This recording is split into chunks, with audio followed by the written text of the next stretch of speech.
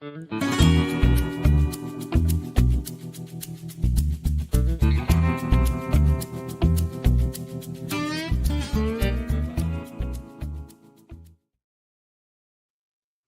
up, everybody? Welcome to True Crime and Wine Time. It's the hour before the hour. It's the pre-show you didn't know you needed. And that shirt, I'm here for it. Well, see, I won't keep it on for both because we're going to travel to Ireland for our case tonight in the next stream over. But we were kind of heading to California, and I just felt, this screams California to me. I don't know why, but our guest can either confirm or deny that. Either way. But I'm committed to it now. So I mean, I will say, if I think of California and that, I imagine you in little tight shorts wearing rollerblades, rollerblading by the beach in that shirt. I think you might be the only one imagining me in little tight shorts. So I'm always see, and that's how I know I wasn't cut out for California. See, I just nope. There's no, that's a bad call. Plus the rollerblades, I just don't think that would end well. I had to teach. I was trying to teach the kids how to skateboard the other week, and then I realized the next day my knee, I can't do it. They were like, "Can you teach us how to go down a ramp?" And I was like, "You need to teach me first." Well, Double H can do that because he was even featured in the newspaper for his skateboarding skills. So I'm learning new things about Double H every day, and I cannot wait to meet him in person. Yeah, a couple more weeks. So what do we got going on tonight in our pre-show? Oh my goodness gracious. So we've had our guest on before, but this time it's a little bit different. Previously we had Scott on for his book that he put together on Beverly Hills. And this fella has covered the inner workings of Beverly Hills and the entertainment industry and the LA elite for like 3 decades. And not only that, but he was around and involved to a degree, not like involved with the Menendez brothers trial the first time around. And I can't wait to talk to him about that. But then also he was in the courtroom today. And if you had any inkling or read anything of what happened, it was, you know what? Let me not ruin it. I'm not gonna ruin it. Let's just bring Scott on, shall we? Scott, hey! Hello again. Oh, thanks for being here with us. There he is. I was like, what did I do wrong? And I think I should say, because I don't think he made it into the actual courtroom today.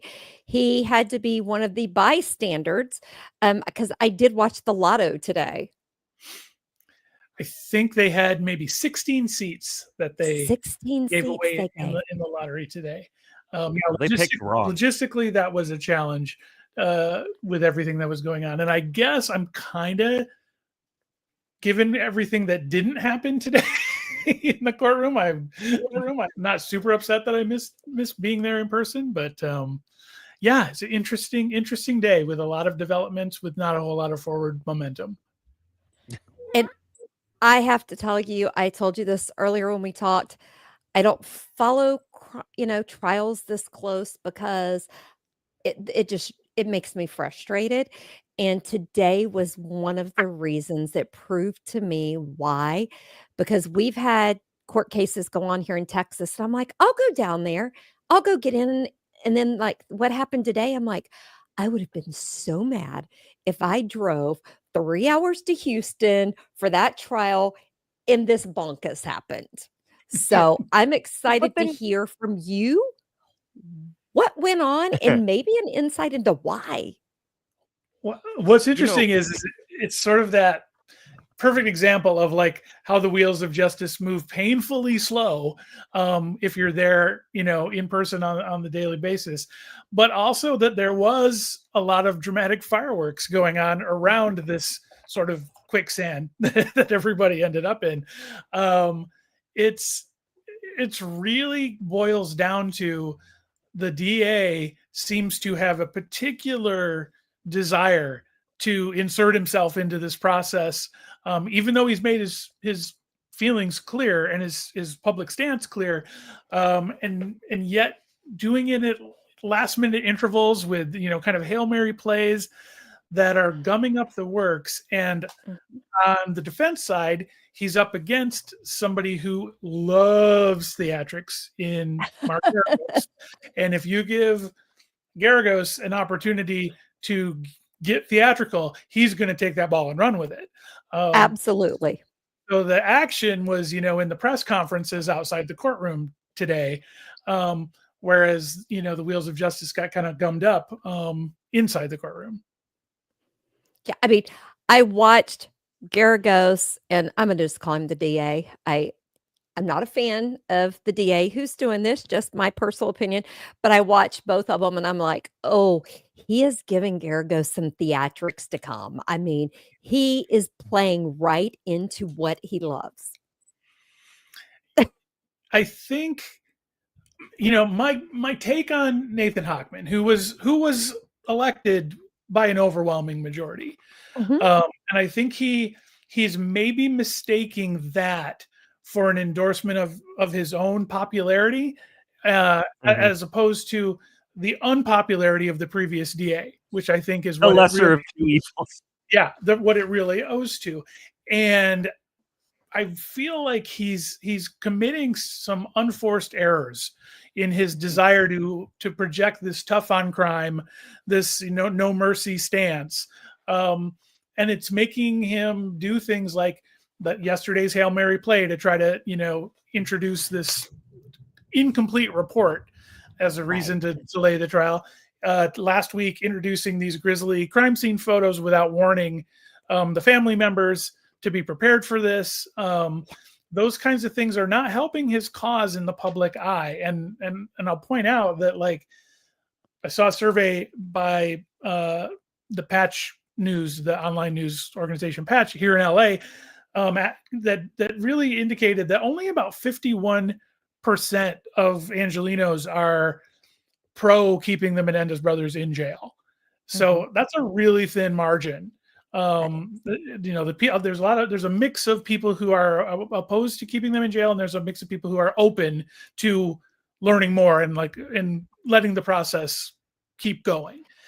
And so I think that to come down this hard on these guys who have had 3 decades to build public sympathy and a whole generational change in how we look at sexual abuse survivors. I don't know that he needs to be coming at this guns ablazing like he's doing. And when you've got somebody like Mark Geragos as your opposition, he's going to seize on every possible misstep and any opening he can to create drama, to play the media, to play the judge, to play the armchair courtroom watchers. Like, it's a fascinating conflict that's being set up right now. I will say I last week was shocked, and I felt for the Menendez family when he decided to bring out the crime scene photos, because to me, that is re-victimizing and traumatizing a family, and it was not needed. It wasn't new evidence. It wasn't new photos. Why? To me, my only thought was, my little Texas girl self, I was like, why in the hell would you put those family members through that? It's not only sort of a distasteful move, it's potentially illegal. California has a victim rights laws, and that's one of the things that Geragos is going to be arguing, is that was potentially a violation of the Marcy laws. So that's problematic in and of itself. And I think, again, it's part of this attempt by Hochman and his office to create this feeling of shock and awe in their opposition to the Menendez brothers being released. I mean, even that statement that he released a month or so ago about why he was not endorsing resentencing was so harsh in its tone. There's a much more matter-of-fact way to express the same opinion, but he's calculating that sadly I do agree with Geragos' assessment that this is a lot of political grandstanding is being built into this particular case. And I don't know that this is the hill that he wants to die on. I think it might be a tactical error. Yeah. I mean, I try to look at all sides because of the victim's family and a lot of people who go to prison, they do not use that time wisely. They are not rehabilitated. They don't try to better themselves. And I was offended that he wants to keep talking and saying, but keep lying about the abuse, keep this. And that's not what it's about. We're talking about, have they been rehabilitated and are they a threat to society? And I just want to keep looking at him and go, what law professor told you that this is what you should do? And doesn't sell votes. No. And I believe that Judge Jessica's indicated that it's somewhat irrelevant to this particular hearing. Like, that's something that the parole board can consider. But whether they've, repented or, taken a good long look at their past history and come to some new conclusions about it, it doesn't matter in this particular case. This is a petition to be resentenced, and he'll approve it or he won't. But that isn't really part of the argument here. So it's funny that he's putting all his chips on that particular color. But it's, it's one of those things where I feel like it's even more effective. I'm not in that position, obviously, but I feel like it's more effective to stand in the behind the scenes and allow somebody else from your office to kind of push forward and empower them and provide them what you need. And they're still going to follow your lead, but with you behind. And I almost feel like that would do him a lot more. Like, somebody should have told him not to go full DA because he's going full DA, and it's not going to work out for him. And I certainly don't want to just completely out of left field change the topic. Well, it's not really, but this resentencing, obviously there's a different purpose. There's a different, it's a different decade. But you were also there for the first rounds of this. And so I was wondering kind of how is the feel different this go around? Like, what is it feeling like outside the courtroom or in the area? Back in the day when the first two trials happened, it was a pretty strong, regardless of the abuse excuse, there was a pretty strong feeling that, well, they killed their parents. And that is the be all end all of this case. Like, they calculated it. They didn't do it in a reaction to being attacked or being in danger, although they would say that they psychologically felt perpetually in danger. So that, even with the introduction, it was the abuse excuse was kind of mocked at the time. Today, we've really evolved our ideas, and especially the younger generation have evolved their idea about what sexual abuse means, what the consequences of it can entail for people throughout their entire lives. And I think there's just a completely different way of looking at it by, especially the younger generation. I can't remember if I told you guys this when I was on last time, but I did a live remote shot for an international outlet when I was promoting my book outside the Menendez home on a just average Sunday afternoon back in October. And the entire time that I was there shooting, people were constantly coming to take pictures, to shoot, themselves, to do little mini podcast, clips, like for the whole 2 hours that I was there. And they were all young people. They were all very much the TikTok generation. And they were all very, very pro Menendez brothers. And it was fascinating to see, because that stuff wasn't happening in 1993, 4, when things were finally coming to a head. That opened my eyes to that there was a much bigger movement, that had been they kind of coalesced behind the miniseries and the documentary that came out last year, but they had been building for all this time because they just perceive sexual abuse differently. Do you think and I do not remember his name, but he was from the band, I think Menudo, who came forward and says he was assaulted. Do you think that maybe resonated with some people, and they're like, okay, someone besides just the brothers is saying it happened to them. Yeah, I think Do you that think that helped? I think that helped. I think that, the more we learn about what a genuinely unpleasant person Jose Menendez was, I think it cements in people's minds that they weren't necessarily out for the money. Right. And my feelings about this go back and forth, because I do see how calculated the plan was, and I do see how nuts they went with their spending in the immediate wake of it. But they were also, 18 and 21. They were also presumably in, serious shock and grief and denial, even though they committed the act themselves. So, as I get older, I see it differently. I can't say I would need to know more personally about their lives and what the history has looked like over time to commit to one side or the other. But I'm certainly want to hear these arguments. I think they should be made. Do you think? Sorry. Go ahead, JT. I was just wondering. Do you think? I mean, that thing right there, where you just kind of you almost straddle the fence because you have to. Do you think that is what is so interesting to folks on this? Like it creates that tension within themselves, and they have to kind of, it depends on what they're hearing and when they're hearing it, and I don't know. I mean, yeah, it's different from a whodunit. It's still like all these years later, it's like a why done it. It's like, right.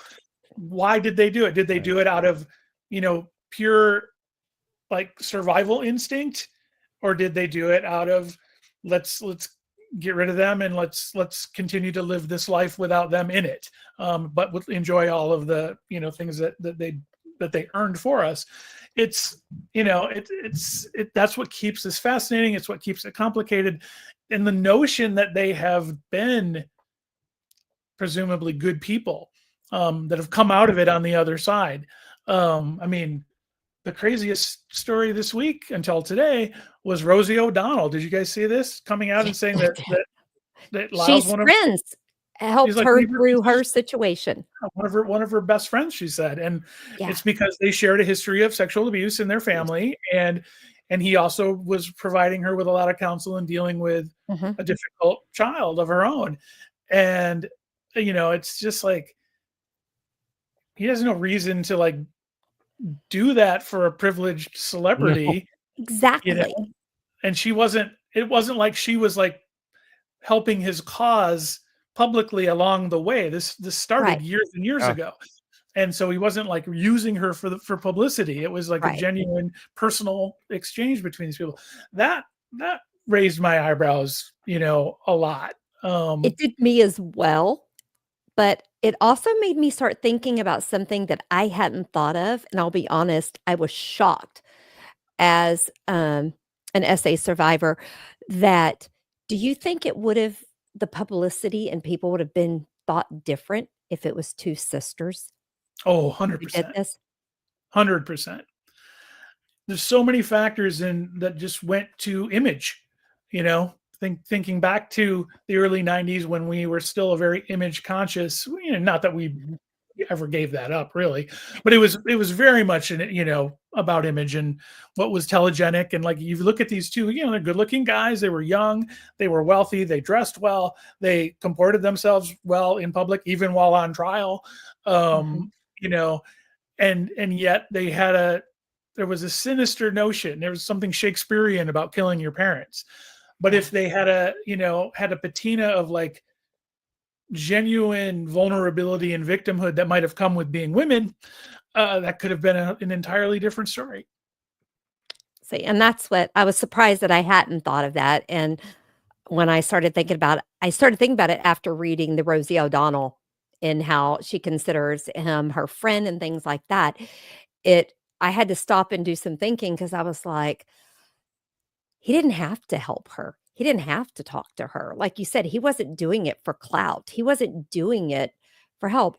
I truly think the time that they've spent behind bars, from what I've read, they wanted to help others so it doesn't happen again. They're not proud of what they did. Did they do some really stupid things after it happened? They lied, they went spending. But I think of the trauma and the shock you must have been in after that after you do that.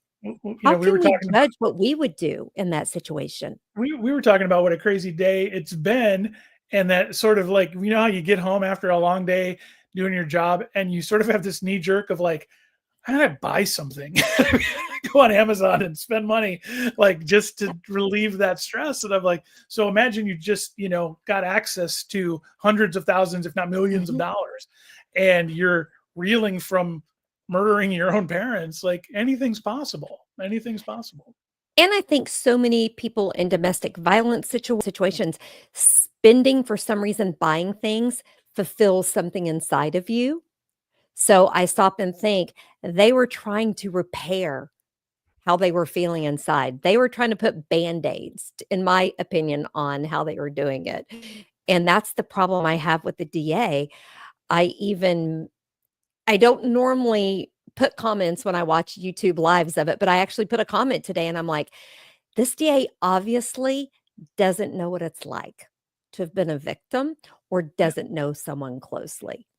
Yeah. And the interesting thing that came out today too was Garagos's objection to Hochman not revealing that he is also Beverly Hills born and raised, grew up, very close to the Menendez home, went to high school at the same time as the brothers, and is kind of suggesting to the judge that should have been disclosed for him to continue on in a public way with this case.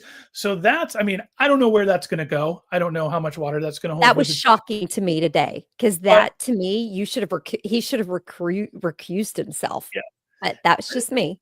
And that is also how incredibly small Beverly Hills is, like this world famous city that's only about 5 square miles.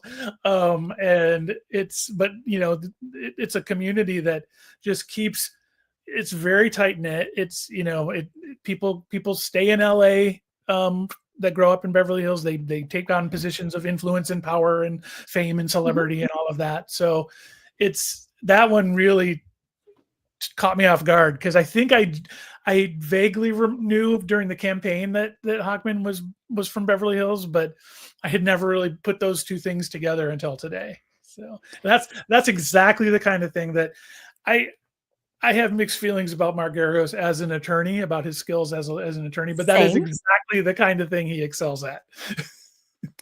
He represented like Winona and everybody, right? He's gotten a long list. He's got a long list. He's had Michael Jackson. He's had Jackson. Susan McDougal was the one who put him on the, during the Whitewater Clinton era, that put him on the map. He's, I'm sure in private practice he's a very effective lawyer. But in these criminal trials, he's kind of got a spotty record. He's had a few key victories, but also just as many, if not more, where he didn't carry the day, including Winona Ryder, which was a trial where I first got familiar with him in the courtroom. Right. Yeah, I even saw somebody say online, and I'm like, I have made a note to look later, that he's been trying to pitch to cover P. Diddy, to help P. Diddy. And I'm like, please tell me that's not true. Please tell me that's not true. Because we do not need any more drama around that. Yeah. The bottles of baby oil alone. Let's just we don't need any more drama around that. Yeah, he might get paid in baby oil by the end of this. I'm not sure. Yeah. It's all he's gonna have. Yeah. Question. I want to talk about that last minute filing last night that the DA filed. And I'm a bad person. I try not to say perpetrators' names. I'm not saying the DA is a perpetrator, but he's got a bee in his bonnet, and it's just bothering me that he is hung his hat out to dry on this one. Why do you think he waited last minute to do that? And then how do you think that played into what happened today at lunchtime? It felt to me like to hold off till the last minute must have been sort of an aha, let's try this. Like they thought about it, and they had to try something. Apparently, he wanted to just drag this out. It could be that he's enjoying whatever publicity he's getting out of this. He thinks he's building himself as, this tough on crime crusader. But I think they probably didn't figure out any other way to delay it until yesterday and slap that thing together. What's really funny too is it's built on this, the state parole board review that is not even complete yet. Right. That now the judge has had to basically, there's going to be no more continuation of the trial tomorrow. The judge has put it off until what he said, like no sooner than I think the 9th of May. Yeah. But after that, the governor's office came out toward the end of the day today and said they didn't anticipate the report being done until June. Right. So here we go, at the But very is that assessment even legal? Because I was reading something that there's an email that says it can't be used in this sentencing hearing. It is for the parole board. And I almost feel like the things are getting mixed up together instead of being kept separate. Yeah, the judges, that's part of this whole process now, is like everybody's going to have to review it. It's supposed to be a confidential report. So whenever they go back into court the next time, it is going to 90%, 99% going to be closed in the judge's chambers.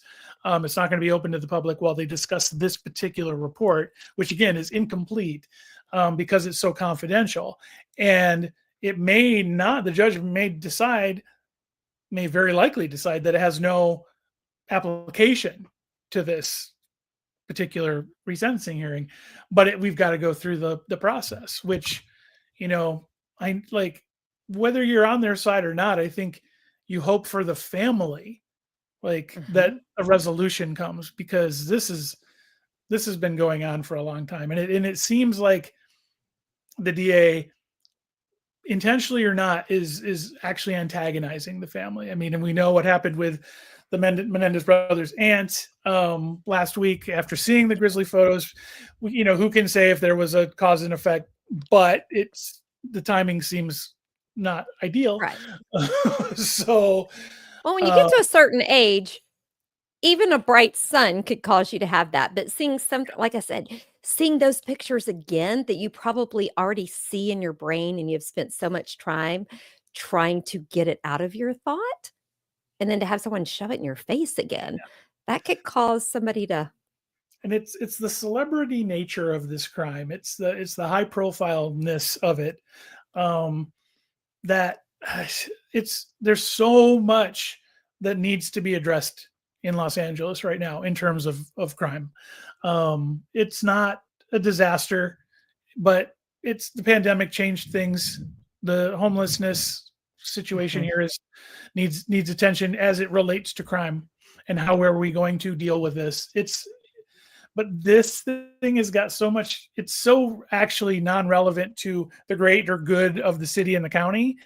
But it is a thing that gets you airtime. That's a little concerning to me as a journalist, to see that so much attention from him is being focused on a 30-year-old case that really other people are going to decide at the end of the day. Like, he can. And that's the thing that gets me, because I was reading so many people and I was trying so hard to say, please go educate yourself, because they're like, oh, they're going to walk free today. And I'm like, no, people, this is just a resentencing hearing. The parole board still has to make a decision. Yeah. It's not like this is saying they go home today. It's just a step in the process. No. And there's, if this doesn't work out for them and the parole board doesn't work out for them, there's still avenues. They could motion for a retrial. They can, ask the governor for clemency, and Gavin Newsom has certainly indicated that he's willing to study the situation and make his own assessment. But it's just, you kind of wish for the family that a yes or no, a definitive yes or no would come sooner rather than later, just so that they can accept and process and move forward with their lives.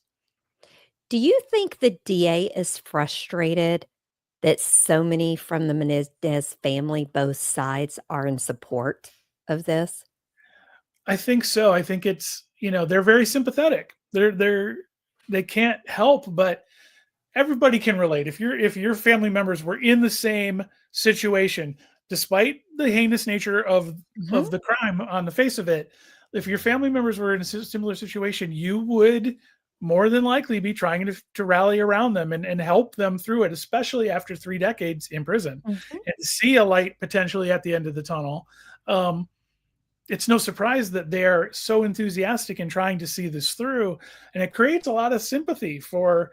I mean, we all have been touched by crime and by people we love, having to face consequences from things that they've done. And so again, like to kind of keep running afoul of the family, to keep kind of like challenging the family doesn't, again, seem like the best strategy to win over the hearts and minds of the public. Sure, there's always going to be a certain section that's going to be, flick on the chair, like who cares, Right. But that's not going to get you elected. Like that's not going to keep you in office another term. Like, and you just started this one. We have bigger Right. problems. But I've always thought the DA, the prosecution, is there to give justice to the victim and the victim's family. The family's kind of on the other side now. They're not saying they shouldn't have gone to prison.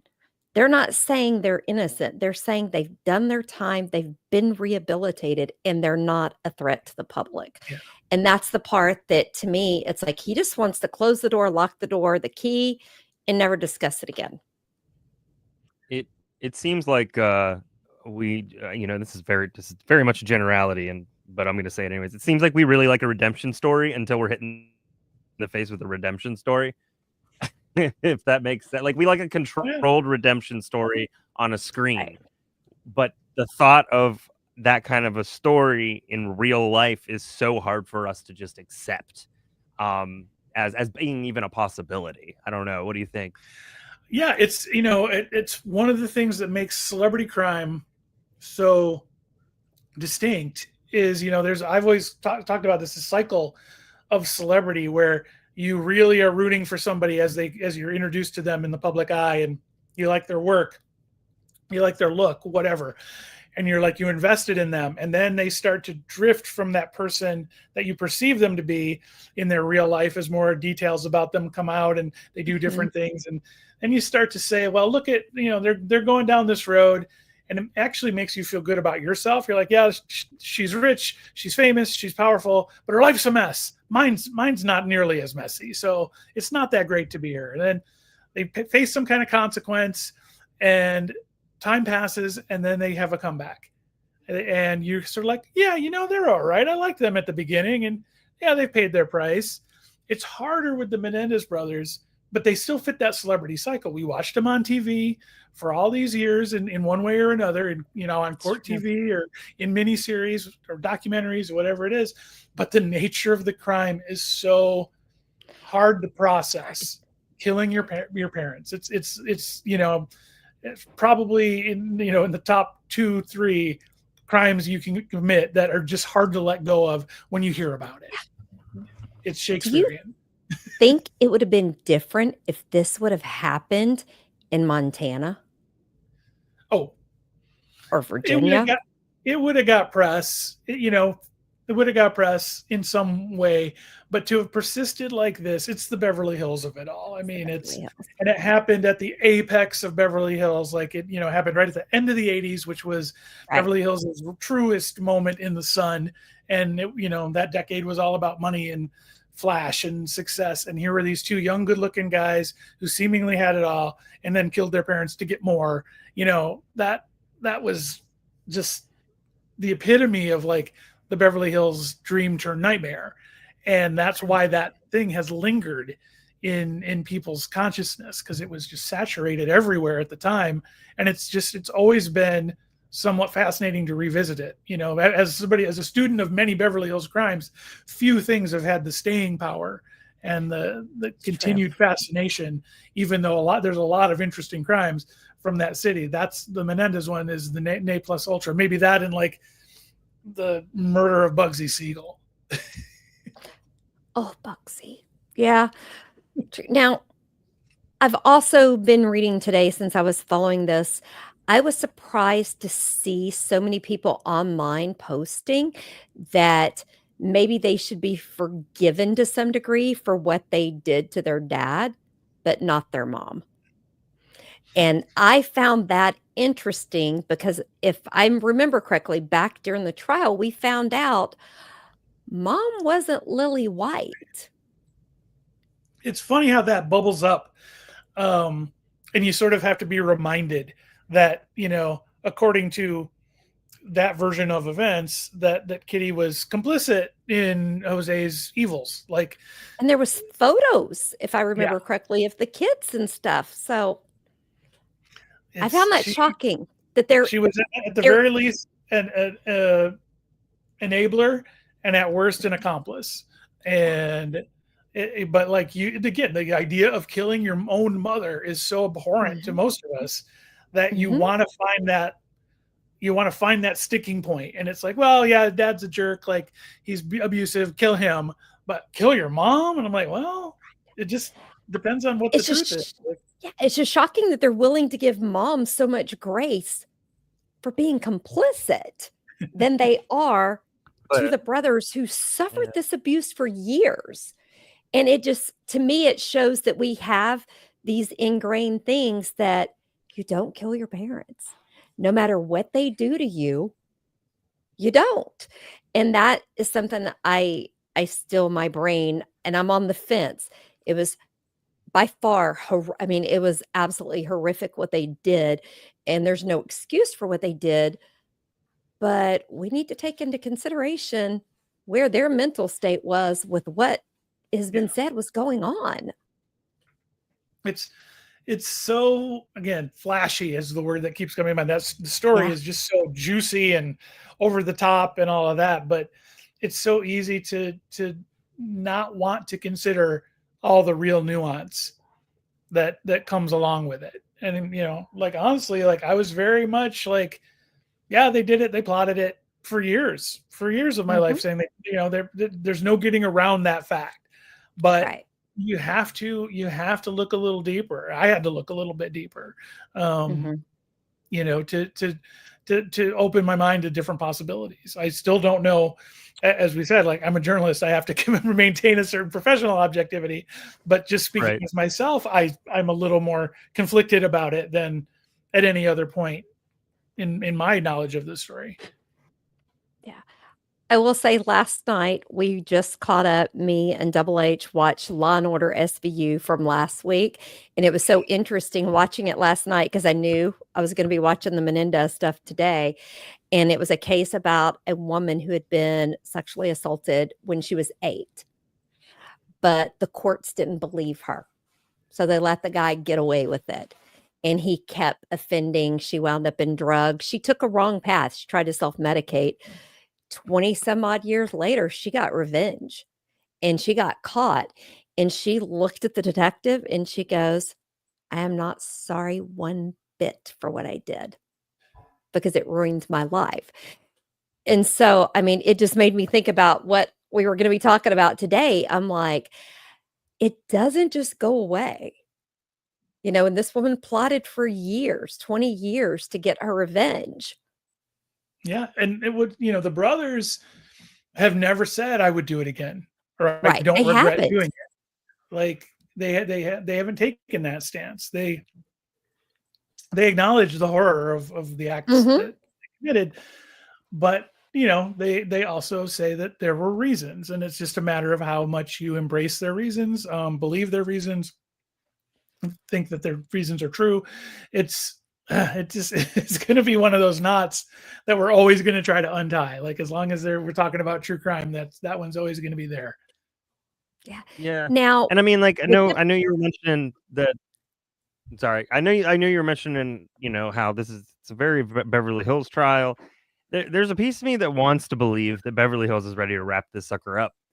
Do you get that feeling like they're ready just to be done with this one way or another? It's it's not got to be not fun if you're one of the biggest like boosters of Beverly Hills. If you're like been in that community for years, it's got to not be great to always have the city mentioned in the same breath as this double murder for 3 decades. It's all going on 4. It's because there's so much.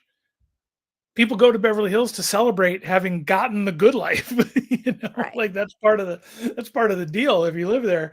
And to always have these sort of dark shadows. I know, like even with my book, I reached out to like a Facebook group of Beverly Hills residents that were into history and mentioned what I was doing, and they practically shouted me off the internet because I was going to be besmirching, the history of 90210. But it's the history. It happened. It's your neighborhood. You can't erase it. It can't you all cannot be erase history. Walking his cat down the street, like, so. What do you think's going to happen? Do you think there's anything that's going to happen between now and May 9th that they're going to publicly say? Are they going to keep it behind the scenes, and then on May 9th, they're going to go behind closed doors and discuss it further, or maybe even delay it again? So far, Hochman hasn't shied away from getting in the muck, and whether it needs to happen in a given moment or not. And now that Geragos understands that, like, so completely, Geragos is going to bait him every chance he gets. And it's just going to be a matter of Hochman taking the bait between now and when they actually get in that courtroom together. My prediction is that it's going to get uglier before it gets prettier. What do you think the judge is going to do about Geragos trying to ask for the DA to be removed? I have a hunch that's not going to go far. Okay. I really That's kind of what my thought was, but I was like, I guess you don't know if you don't ask. Now, the one thing I would like to be is in that courtroom when that is debated. I would like to hear how that debate goes, but I don't think it's going to go anywhere.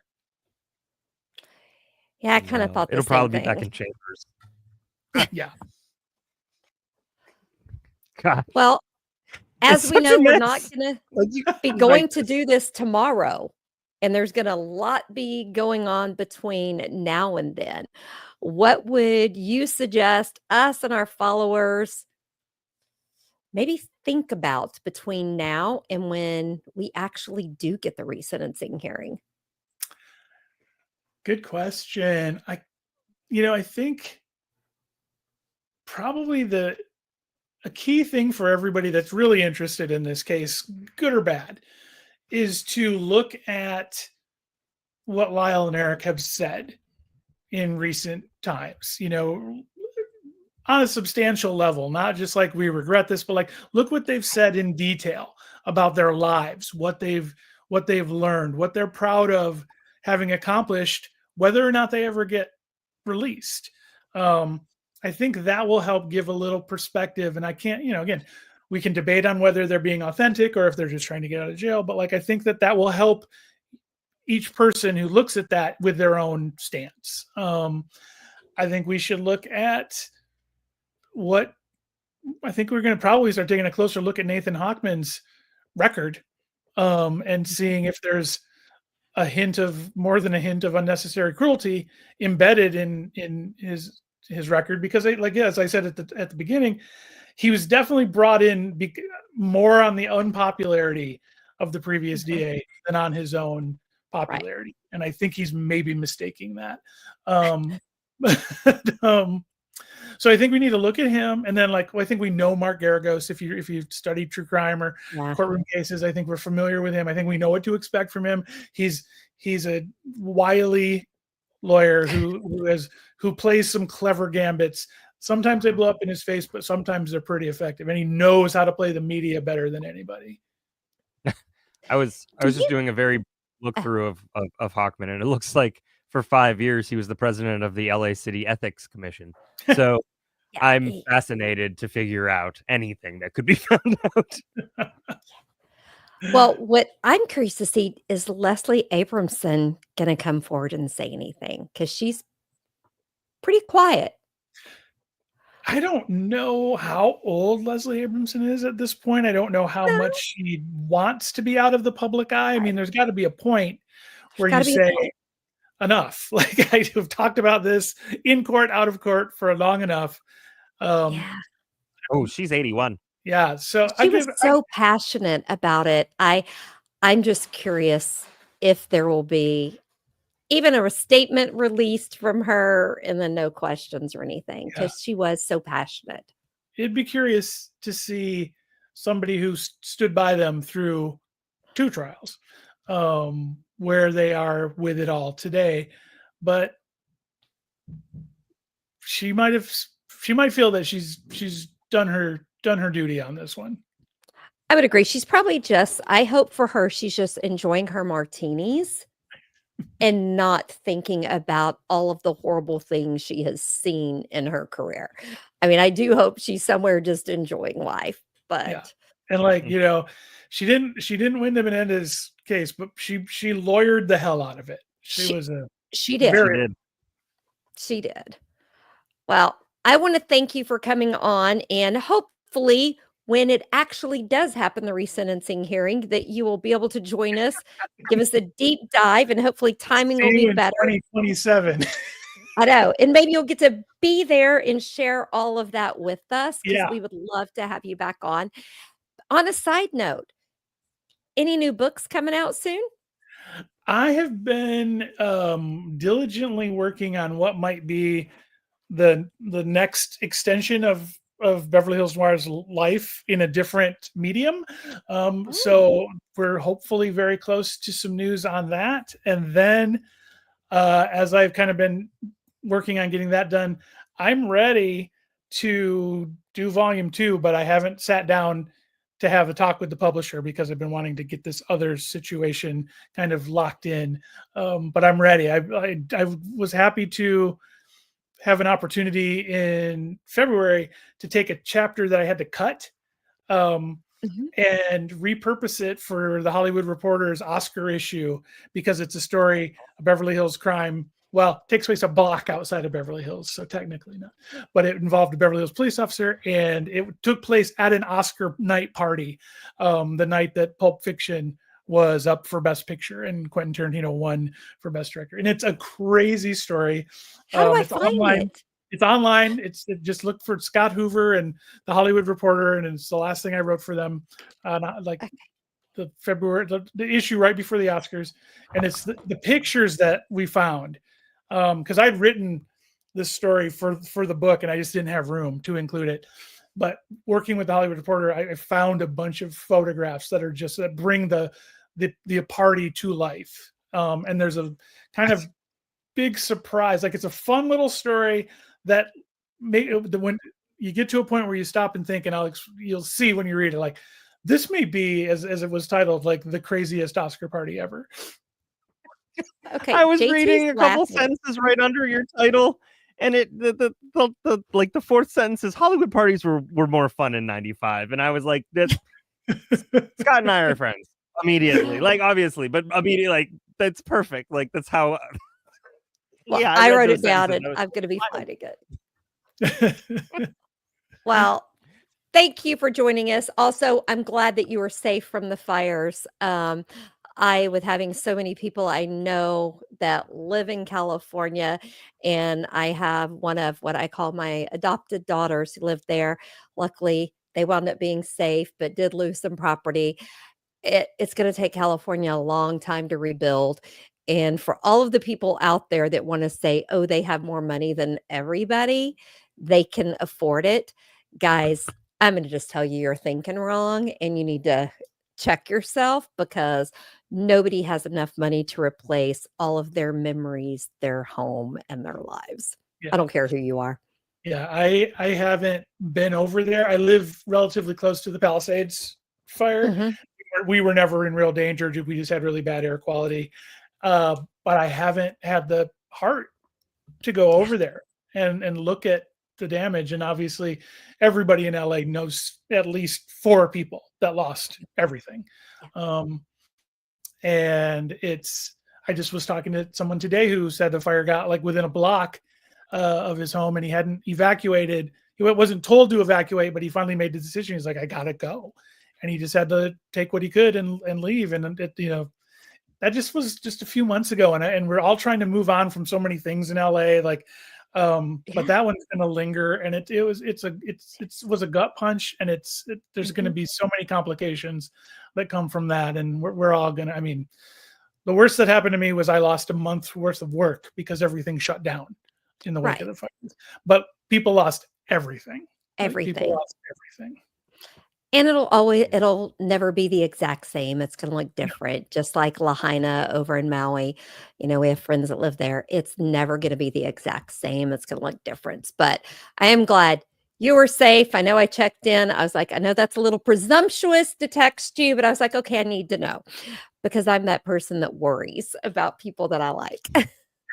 Yeah, we were very lucky. We weren't in any real danger. We were a little worried a couple times, like when there were 3 fires going at once, in like one to the west, one to the east, and one in the middle. That was when I'm like, if these merge, we're in big trouble. But most of us made it out okay. And now we got to help the people who didn't. That's right. Well, thank you so much for coming on. And I know we're all looking forward to talking with you again when the resentencing hearing actually takes place and goes forward, because who knows what will happen between now and May 9th. I'd look at June. Keep June open. Well, and like Terry said, thank you so much. I want to let everybody know who's kind of watching us right now that this this stream is set to destruct. No, it's set to redirect you to the 10 o'clock stream about Trevor Neely.